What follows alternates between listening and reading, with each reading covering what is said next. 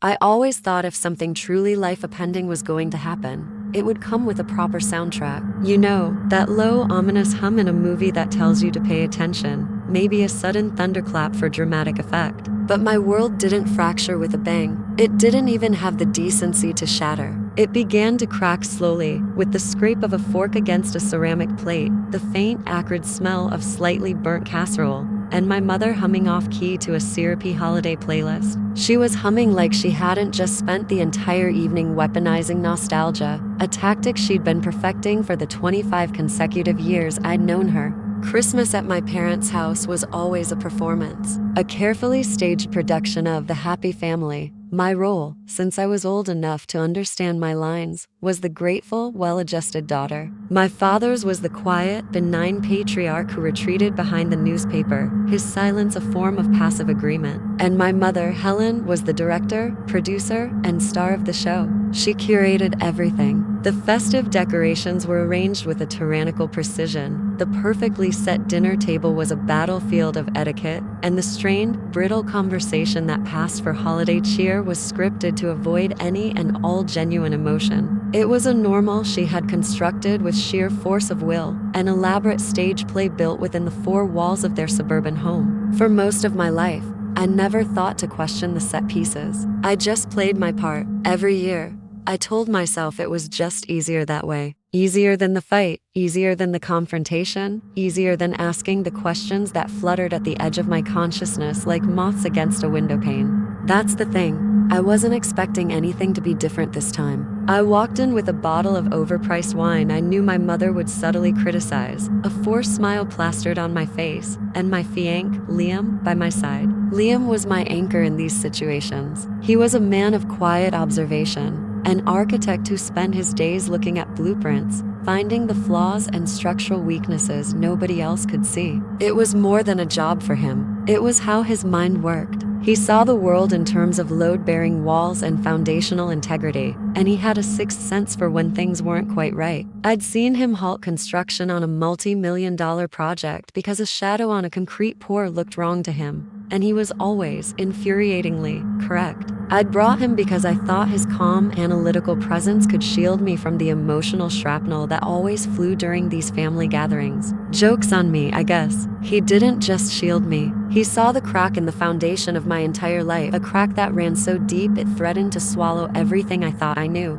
Dinner was the usual tight-lipped affair. We talked about the weather, my job at the marketing firm, and my sister Nina's college applications. Every topic was carefully selected for its lack of emotional depth, a conversational sedative. It was like wading in the shallow end of a pool, terrified of the deep water just a few feet away. Helen would ask a question. I would provide a sanitized answer, and my father would nod along, occasionally grunting his approval. It was a perfectly choreographed dance of avoidance. After the last bite of a dry, joyless dessert, my mother did exactly what she always does. She clapped her hands together with a theatrical flair that always set my teeth on edge. Time for the albums, she announced, as if it were a spontaneous burst of holiday spirit and not a maneuver she'd planned with military precision. This was the main event, her favorite scene. She retrieved them from the bookshelf where they sat like sacred texts, 3 of them, with plush velvet covers. One red, one green,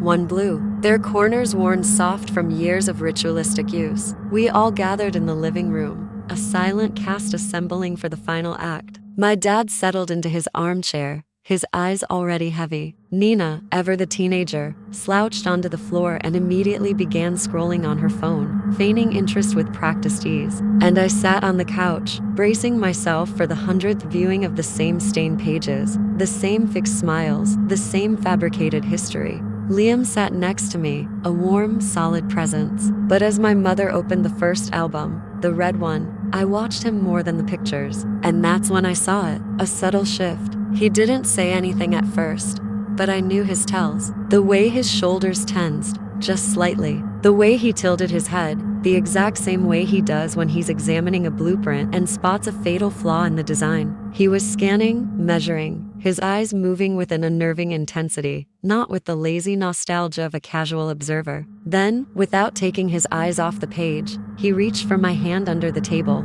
his grip firm and grounding. My mother was narrating a photo of me, supposedly on my 3rd birthday. "Oh, look at you, Ava. You were so happy with that little pony. You cried when we had to leave the carousel." Her voice was thick with manufactured sentiment. I smiled on cue, the familiar, hollow echo of a memory that wasn't really mine, but a story I had been told so many times it felt like one. Liam leaned in, his voice a low, urgent whisper that cut right through the cloying warmth of the room. "Don't you see it?" I blinked, pulling my focus from his face to the photograph. "See? What? It's just me on a pony." It was a grainy photo, me in a little red coat, perched on a plastic horse. "No, look," he insisted, his whisper gaining an edge of something I couldn't place. "Look at all the pictures on this page. Then look at the next one." I did as he said, my heart starting to beat a little faster. On the same page was a photo of me on a swing set, maybe 5 years old, pigtails flying, a big toothless grin plastered on my face. It was a picture I knew like bad wallpaper. I'd seen it my whole life. I turned the heavy, crinkling page. On the next, me at a zoo, pointing at a giraffe. Then another, at a birthday party, surrounded by other kids. Same smile, same pigtails. I laughed, a little nervously, a sound that came out thin and tight. "Liam, what are you talking about? It's just my childhood. They're old photos. They're not perfect." "No," he said, his voice firm, insistent. He wasn't looking for a person or a detail in the background. He was looking at me. "Look closer, at your face." He pointed from the swing set photo to the birthday party photo, then to the zoo photo. "Same face," he said, his words hitting me one by one, like tiny, sharp stones. "Exactly the same. Same angle, same lighting on your cheeks, same smile, same shadows under your eyes. The expression never changes, not one muscle." A cold, heavy knot formed in my stomach. I leaned in, my breath catching in my throat. He was right. It wasn't just similar, it was identical. My 5-year-old face, with its toothless grin, was the exact same image, copy-pasted into a dozen different settings. Now that he'd pointed it out, I couldn't unsee it. My outline was slightly fuzzy in a few of the pictures, the lighting on my hair not quite matching the ambient light of the background. I looked like a sticker someone had pressed onto a page, forgetting to smooth out all the edges. It was a crude, almost laughably bad Photoshop job, but I'd never had a reason to look that closely before. "They reused my face," I whispered. The words sounded alien, like they belonged to someone else. My voice was thin and reedy. I lifted my head and looked at my mother, expecting, pleading for her to laugh it off, to call Liam crazy, to explain it away as a trick of the light or a weird quirk of old film. But she was silent. Her bright, festive smile seemed to tighten, to become brittle at the edges. "Honestly, Liam, what an overactive imagination," she said, her voice a little too loud, a little too cheerful. "You're an architect, not a detective. You're ruining a beautiful family evening with this nonsense." My father stirred in his chair, blinking. "What's nonsense?" "Nothing, dear," she said, waving a dismissive hand. "Liam is just seeing things in the photos, but it wasn't nonsense. It was a lie, sitting right there on the glossy, yellowing paper. A lie I had looked at 1,000 times and never seen." Liam, undeterred by her tone, gently turned the page. On it was a single photograph of my supposed 1st birthday. A pale, round-faced baby with wisps of blonde hair sat in a high chair, looking blankly at a small cake. The baby had a different nose, a different set of eyes, a completely different bone structure from me or Nina. "That's not you," Liam whispered, his voice so low only I could hear it. "I've seen pictures of your sister as a baby. She looks like you. This baby, this isn't you. I don't think they ever had baby pictures of you." I stared at the photo of the stranger baby, then back at the pages of my 5-year-old face, stuck on repeat. And that's when it hit me, not as a thunderclap, but as a slow, creeping whisper that I knew I could never, ever unhear. I have no memories before I was 5. None at all. My entire life began in a fluorescent-lit hallway. My parents had an explanation for that, of course. They always had an explanation. It was the trauma, they would say, their faces grim and sympathetic. "From the war in the old country. The brain protects itself, Ava. It shuts down the bad things." They said a lot of things. They said we were lucky to get out. They said I was strong, that I was a survivor. My first real, solid memory is standing in that hallway, the linoleum cold beneath my thin shoes. My mom Helen was holding my hand, her grip painfully tight. She was telling me to smile at a woman with a clipboard and kind eyes. The immigration office. From that day forward, life was as normal as it could be for a refugee family starting over. But there were cracks I never let myself see. There were no baby books for me, no first step videos, no birthday parties with coordinated themes until I was much older. All of that came later, for my sister, Nina. With me, it was always, "You're so strong, so independent." I used to think it was a compliment. Now, sitting in that suffocatingly warm living room, I realized it was just another way of saying, "We didn't give you much of a past to hold on to because we had to invent it." Liam and I left 20 minutes later, making our excuses about an early morning. The goodbyes were thick with unspoken tension. Helen was stiff and cold, my father looked utterly bewildered,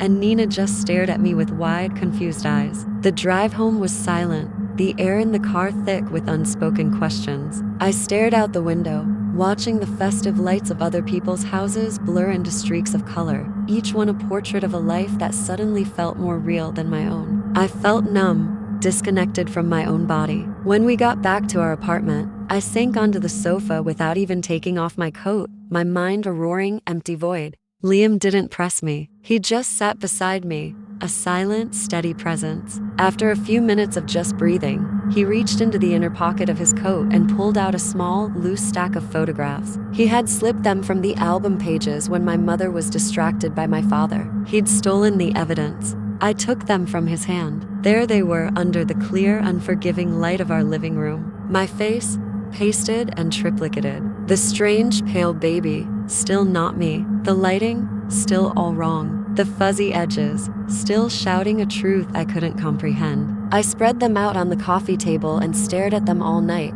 willing them to make sense. And then, deep in the recesses of my mind, something flickered. A memory blinked to life, like a faulty flashlight in a pitch-black room. It wasn't a story I'd been told. It was something I felt, something real. A woman, not Helen. A softer face, with kind, dark eyes and a scent of citrus and laundry soap. I was small, holding her hand. Her hand was warm and familiar. We were in a small, sunny room with yellow curtains. Then the woman I grew up calling Mom walked in. Helen, the first woman, the one with the soft face, leaned down and said something to me in Serbian. I didn't remember understanding the words until that exact moment, sitting on my sofa 25 years later. Ovoji tovu Dedelia, this is your babysitter. Another flash, more violent this time. Me crying, my small fists clenched. Hu mamu, I want mama. I was screaming it, my throat raw, and a hand on my shoulder,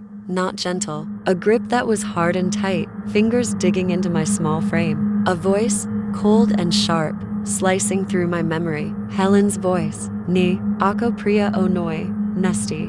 Don't say that again. If you talk about her, you disappear. The memory was so vivid, so terrifying, that the room around me started to spin. The air grew thin, my chest tightened, and I couldn't draw a full breath. The panic attack hit me like a tidal wave, pulling me under. I slid off the sofa onto the floor, gasping, my palms pressed flat against the cold tiles as if I were trying to hold on to something solid in a world that was dissolving around me. My vision swam, black spots dancing at the edges. The trauma my brain had supposedly been protecting me from wasn't from a war. It was from them. Somewhere in the middle of that suffocating chaos, with my breath caught in my throat and the sound of my own frantic heartbeat roaring in my ears, I reached for my phone. Liam was there, his hand on my back, speaking to me in low, calming tones, but his voice sounded a million miles away. My fingers fumbled with the screen. I dialed 9-1-1. 911. What's your emergency? The operator's voice was calm, procedural, a lifeline in the storm. My mouth opened, but only a choked sob came out. Liam knelt beside me, his hand a steady pressure on my spine. It's okay, he murmured. Breathe with me, Ava. Breathe. I finally forced the words out, a mangled, desperate whisper that felt like tearing something from my own soul. I think I was kidnapped. The investigation that followed felt like a slow, surreal dream. Detectives came to our apartment. They handled the photos with gloved hands, their faces unreadable. They listened to my fragmented, half-remembered flashes of a different life with patient, serious expressions. At first, I felt insane. I was accusing the people who raised me, the only parents I had ever known, of an unthinkable crime based on a handful of doctored pictures and a ghost of a memory. But Liam never wavered. He was my rock, corroborating the details of the photo albums, his architect cipher inconsistency suddenly becoming the cornerstone of a criminal case. He methodically explained the impossibilities of the lighting, the repeated facial expressions, the digital artifacts visible even on the old prints. The official confirmation didn't come as a sudden revelation, but as a series of slow, painful puzzle pieces falling into place. Interpol got involved. An investigator found a 25-year-old immigration file with a flagged note. My name wasn't Ava, it was Melina, the woman I called Mom. Her real name was Helen. She and her husband had been our neighbors in a small town in Serbia ravaged by conflict. She was a friend my real mother, Mara, had trusted